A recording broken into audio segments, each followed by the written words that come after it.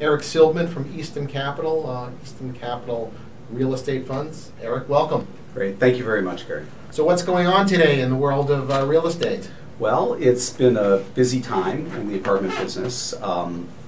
It's been probably 3 or 4 years now where there's been more and more interest for investors to invest in apartments, to invest in rental property. It's an area of investments where there are cash flows and good returns, and it's an area where the banks and national lenders continue to lend money, unlike some of the other commercial real estate areas, maybe shopping centers, retail, or office buildings where it's tougher, it continues to be difficult to get a loan, largely because of Fannie Mae, Freddie Mac, HUD, banks, etc., and their experience being very successful lending to that environment. It's a very active lending environment. You can borrow money at very low rates. Cash flow is there. We create yield that investors are looking for much more than you can get out of a bank or many other areas. So it's a good time. So for the benefit of our listeners, just give an overview of what Eastham Capital does. Sure, Jonathan. So we raise capital into specific funds. We've raised 3 funds over the last 6 years.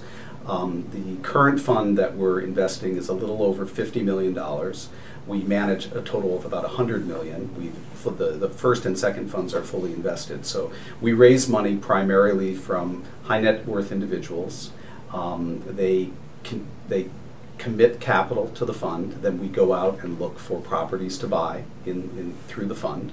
And we focus on the apartment market. We look for typically suburban garden-style apartments. They're all over the country. There's literally millions and millions of units.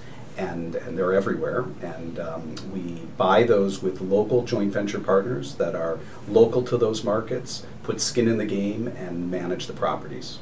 And is there a particular geographic footprint that you look for? Or? We look all over the United States.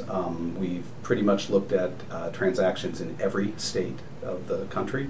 The majority of the properties that we own are kind of in the middle of the country. We own quite a bit in Texas, number of markets in Texas. We also own as north as Minnesota and as south as Mississippi.